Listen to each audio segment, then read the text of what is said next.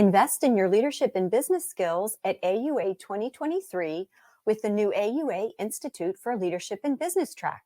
Join the Institute at the AUA annual meeting in Chicago for an opportunity to grow your leadership and business skills. The new ILB track features 7 courses, offering a combined total of 16 hours of programming that will enhance your business acumen, activate your interest in business and finance, and inspire you to become a leader in your practice and the field.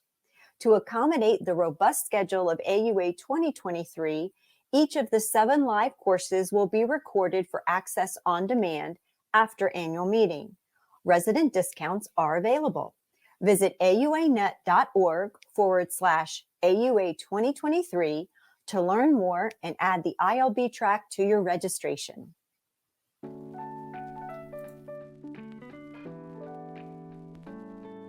The following episode is brought to you by the American Urological Association and the AUA Leadership and Business Podcast.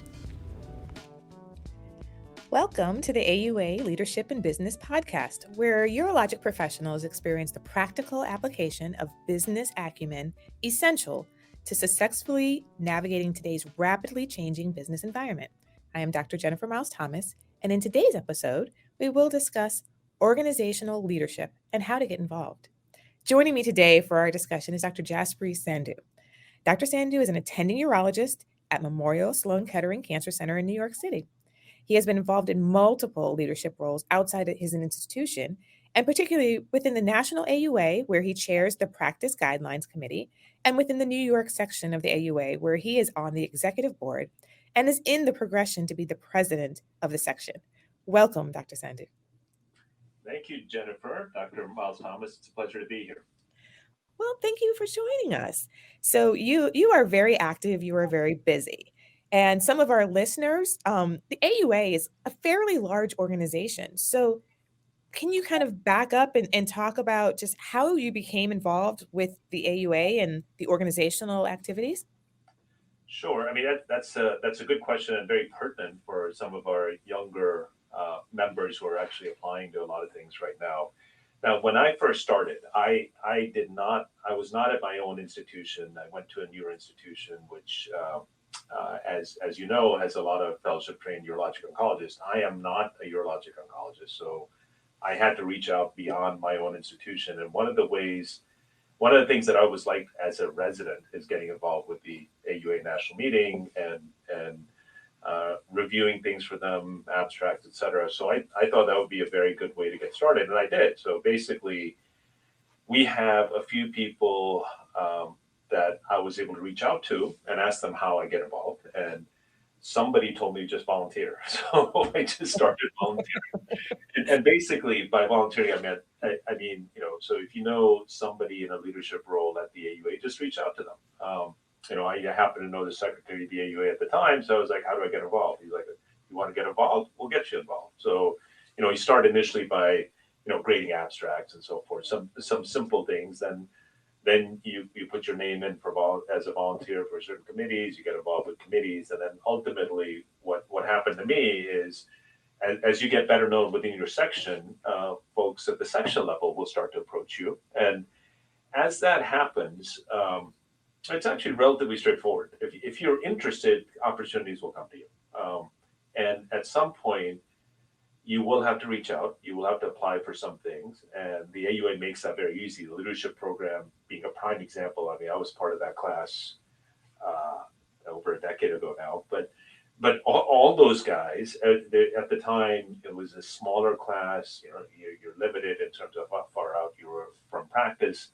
But all of those guys pretty much are in some element of leadership within the AUA, their institutions, or local regional things. So it's actually relatively easy to get involved. But the biggest thing I'll tell you is volunteer, apply and apply again, because the first few times you won't get it. So don't give up. So you keep trying, and ultimately people will say this guy's interested, or he's a pest, or she's a pest, and they'll get you involved. I think it's relatively straightforward to get involved within the AUA because of all the opportunities now. Well, that sounds doable. That sounds very practical, like a progressive kind of opportunity to be more involved nationally, locally. But Jaspreet, like you're very, very busy. So if we're all busy, this is additional time. So why did you actually get involved? So that's a tough question, Jennifer. One of the things that you need is family support, right? You absolutely need that. You know, I completely understand why some folks with smaller children and so forth that have other responsibilities might have a harder time. Um, but I think this adds a different element to you as a person. Um, I think a lot of us are very busy in practice. A lot of us see a bunch of patients, do a bunch of cases, et cetera, and our institutions don't make that very fulfilling. It used to be the reason we went into medicine.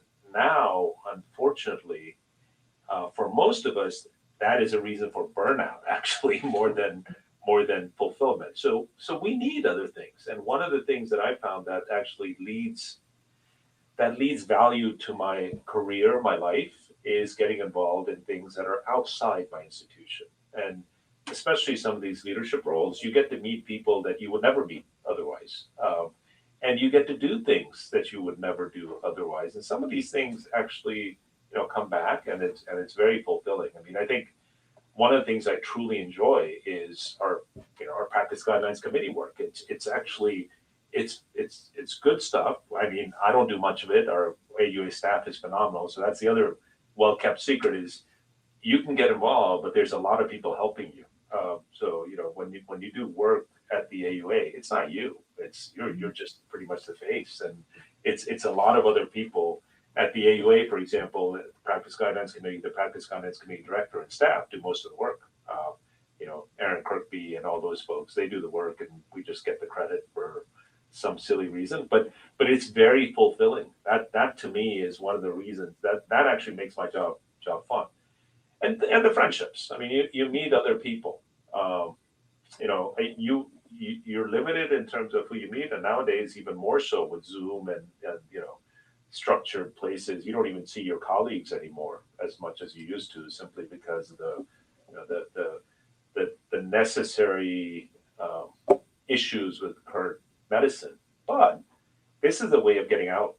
This is a way you can meet people from all the different sections, different parts of the world, and that to me is actually truly fulfilling. So I think it helps me do my job here better. Yeah, I would agree. I think one of the aspects you hit on was network. And I think a lot of times we are very siloed in the way that we do things and the people that we meet and the opinions that we hear about. And I think definitely once you get involved on a national or international level, the different ways that other people think help kind of reformat our brain to think differently. And that's what allows our specialty to progress. So the wider your breadth of the network, the wider your thought patterns, and the more that we can make a change. So thank you very much for all the time and the effort you do dedicate, because I know everyone looks at those guidelines. I mean, that's our like bread and butter mantra. Yeah, So and exactly what you said. I mean, the networking. You know, most people outside of medicine do it. All other industries do it. And, everybody's on LinkedIn. I don't have any social media presence. I don't have LinkedIn. Sorry, I should have said this on this podcast, but I do not. But my big way of getting to meet people and continue to grow that network is through these meetings. And to me, that has exactly as you said, Jennifer. That's actually brought all that thinking back to your institution elsewhere. Um, and vice versa too. I mean, you permeate other places, and it's actually knowing people wherever you go is actually not a bad thing, and it helps you, it helps them. I agree. Well, what do you think the long-term value of participation is? Well, that's that. I mentioned this a little bit. Burnout is absolutely real. Okay, we have uh, more and more requirements. Um, EMR, mandatory learning, all this stuff. Like, and we're not unique to that. I think everybody else sees it. that to me is the parts that are leading to burnout. This actually, I think, will help if you do things that you enjoy and it makes you happy to go to work. I think that's a very good remedy to burnout. So I think, one of the things we hear about is all these things causing burnout. I don't hear many people talk about remedies to burnout. This to me seems like a pretty good remedy. If you get involved in things outside and you enjoy doing them, that I think it's been shown that if you enjoy things you do, it leads to decreased burnout. I'm not 100% sure of that, but I think in our field, I think that's a remedy that's available. It's it's easy to do. So I think long term, I can see that being an incredible benefit. Other benefits, you can parlay any kind of leadership at organizational level into leadership in other things. I know, for example, the leadership committee that I was talking about, I think there were about 15 or 20 of us. And I think over half of those members are now chairs of departments, or chairs of large organizations. I mean, I think that is something that's relatively easy to do. And some of their first experience with leadership activities was through the AUA. And I've talked to a bunch of these folks, and they say, this will train you to be a chair. I've got no aspirations to be an institutional chair, so that's good. But leadership in other ways is actually quite useful, and that to me is a long-term benefit. And the respect you will people, if you're a leader in certain committees or certain aspects of the AUA, or other organizations. Like I'm involved mainly in the New York section of the AUA. That actually leads to everybody looks up to you, which it may or may not be something you value, but it's something that does end up being a long-term value, I think. And the final thing is people reach out to you for mentorship. So a lot of the younger folks, and I've mentioned, how to get involved. That's exactly what I tell people when they reach out to me, how to get involved.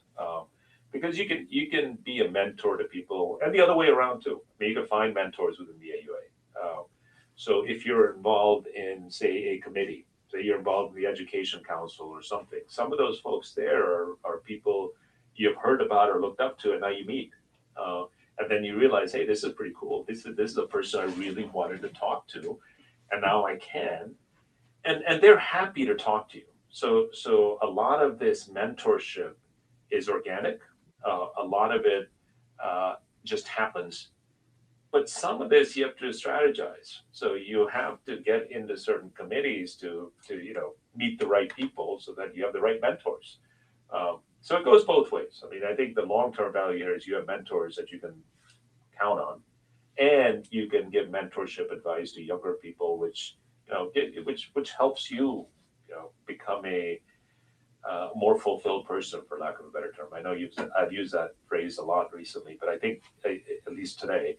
But I think a lot of our institutions are making us feel less worthy, and this actually makes you feel worthy.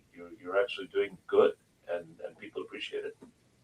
Oh, I would completely agree. I think we're all recognizing that we need to be a little bit more well-rounded, and this is feeding another part of our soul, giving us energy again, which is good. Good. Well, how do you think this would translate to other aspects organizations? So, well, so if you do work at an organization, you do a good job. So at the AUA, if you're timely, if you agree to do things, and then those things get done, that leads to more opportunities. I mean, that's been shown over and over again. And if you get your foot in the door and you start to do good work, that'll lead to even more good work. So I think part of it is growth. So it'll translate into more and more opportunities. The other thing is, if you get involved in one organization, some of the things you learn are actually very useful at other organizations. If you do great work at a committee at the AUA level, you can do great work at a committee at your local level. At my institutional level, for example, I chair a committee on surgery protocols. And one of the reasons I do that relatively well is I'm pretty good at running meetings now. It took some time. there's some pretty strong-willed people. There's a lot of personalities, uh, but you learn how to deal with those personalities. You learn how to give them some time, but you also learn how to run a meeting on time and run a meeting efficiently. And that's, if you're a member of a committee and people see you're doing that, you'll chair that committee at some point. And that's simple things like that are translatable throughout life. Um, you do a good job anywhere, you'll do a good job elsewhere. So I think the translation is relatively straightforward. Now, it can also help you with promotion, practice management. You can. I don't necessarily do, like I said, a lot of social media, but it'll help you. So it's an instant uh, uh, validation on social media. So one of the things that people look at is titles, and this is a title. You get a title whether you want one or not, and particularly for things like social media where you need what's called street cred. This gives you street cred immediately, right? So Right. those type of things I think are translatable to pretty much anything, and you can translate this into other opportunities. I am actually on the exam committee for the American Board of Urology, and one of the reasons I'm convinced one of the reasons I was asked is because I did decent work at the PGC and people saw that, and partly because of that, they think that I've got access potentially to some knowledge that maybe other people don't. Mhm. Regardless, it's another opportunity, and those type of opportunities wouldn't come along unless you were involved in certain types of leadership roles and people knew you. So just getting your name out there, I think it translates to a lot of different organizations or different aspects of your life. That seems, I don't think everyone recognizes the benefit. So I feel that, I just want to make sure, I feel that what you've just shared is that this opportunity presents a safe space for you to learn, for you to grow as a leader. So being involved allows you to facilitate and to practice how to communicate. Like you said, people have strong personalities, so you learn how to communicate with others who are equals. um, and I think sometimes it's hard as urologists because when we walk in the room, we're the ones who are in charge and it's more by authority versus influence. And so you're learning how to run these meetings, how people run the meetings, so you can translate that elsewhere. So it's a lot about communication, managing people, working in large organizations. There seems to be a lot of benefits for for professional growth and personal growth. That's exactly right. I mean, I couldn't have said it better. Maybe because I haven't said it before, but You said it. you're absolutely right. Communication, management, all that is important. Learning how to deal with a host of different people, learning how to manage up, learning how to manage down, all that is very important when you're involved in organizations and organizational leadership. Partly because you want everybody to feel vested, and that comes from communication and making people feel like they're members of a team, and being part of a team. So being a team player, I can't stress enough how important that is at every level. I mean, you know this. I mean, you run a large organization. For you, your employees or your partners, they have to be team players for the organization to run well. I mean, similarly, any organization, I think that's key. Mhm. And I think if you're a good team player and if you agree to do a few things, and I completely understand. I was recently brought to task about this. There are some folks that have commitments that you can't get out of, and you have to respect that. So Mhm. that's the other thing you have to realize is different folks' life circumstances are different. Uh, Young women in particular, the childcare responsibilities, guys like me may not understand, but we have to realize that young men and women, more Mhm. women than men, have childcare responsibilities that we don't realize. So we have to account for that, and Mhm. we have to make availability for that. So the Zoom thing is actually quite useful. The flip side is Zoom for meetings is a double-edged sword, right? I mean, it allows people to come, but they're not nearly as engaged, I don't think, as in real life meetings. So we've seen that at some of the meetings that we've held. Completely agree. Yeah. So I think while it is more accessible, it may not be as efficient.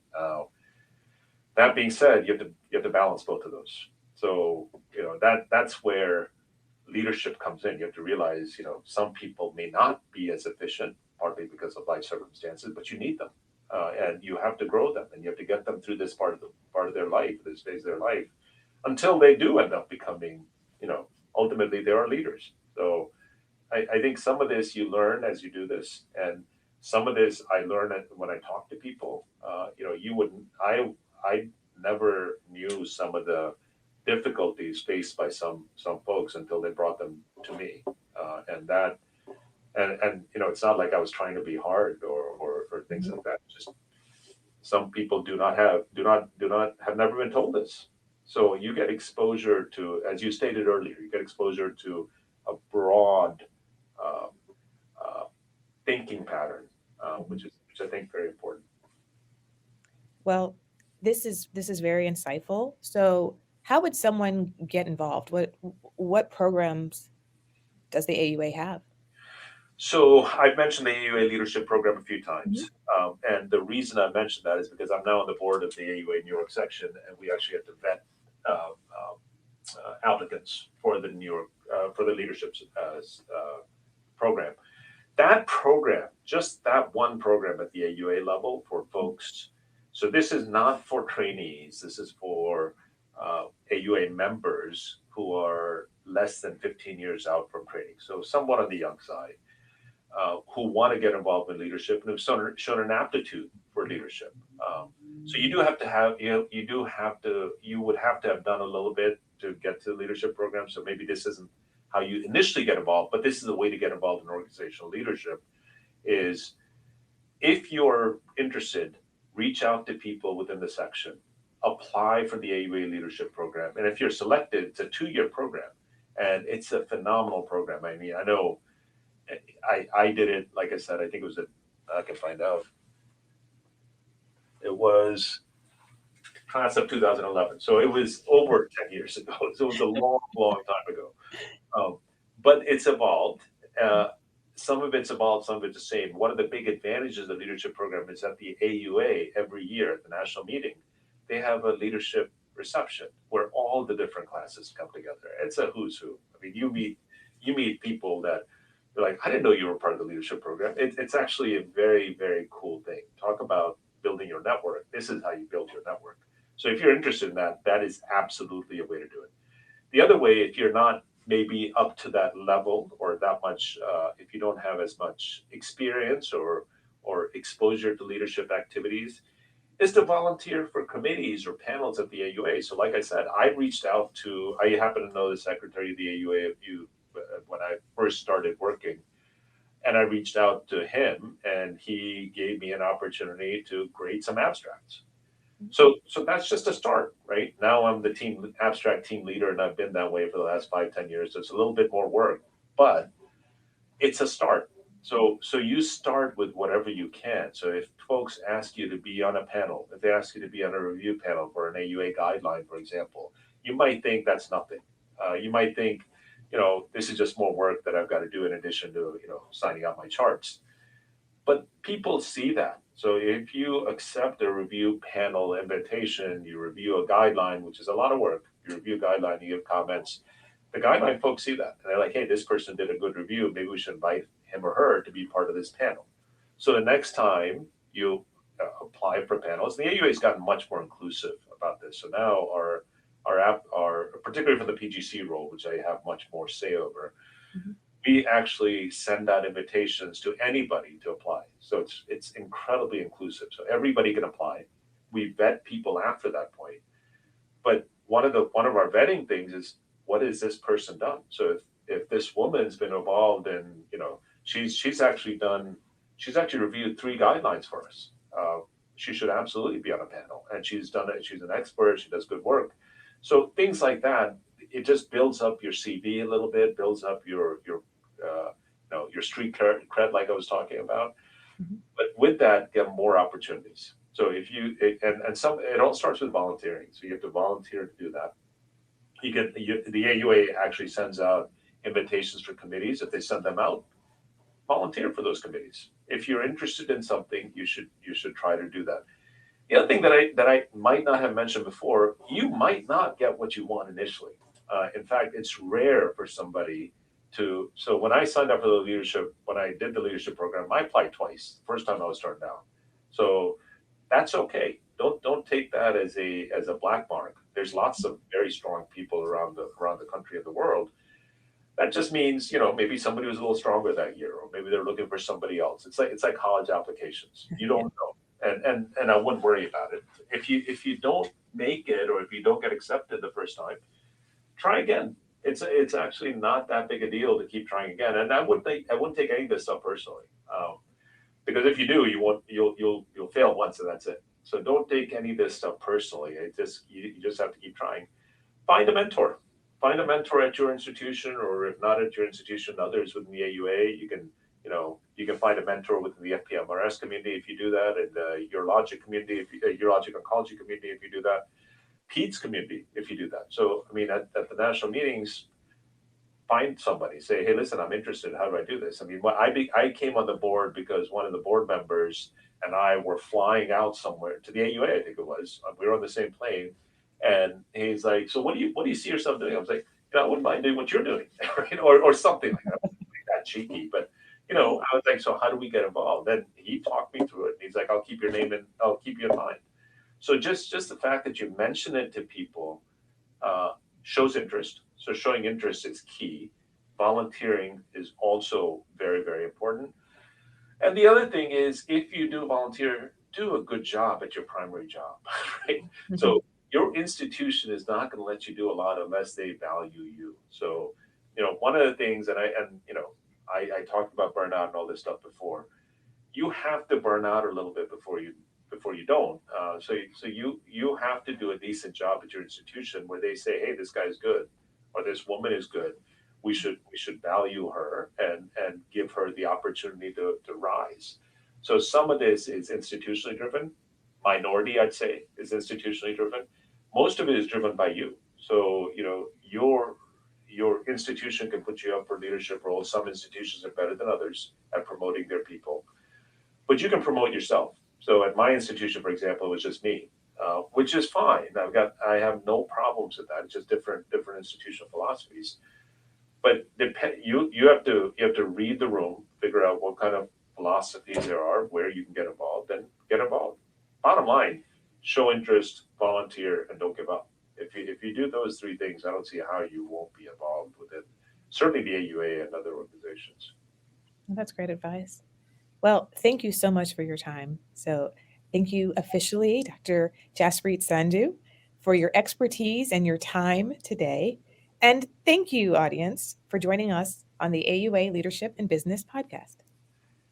And I would like to thank you, Dr. Jennifer Miles Thomas. We've known each other for a while, never really met in this official capacity. You did a great job. Well, thank you. You too. Take care. And thank you, everyone.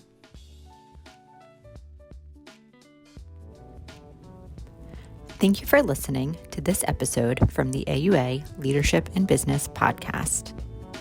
Subscribe today by searching AUA Leadership in Business on your favorite podcast app.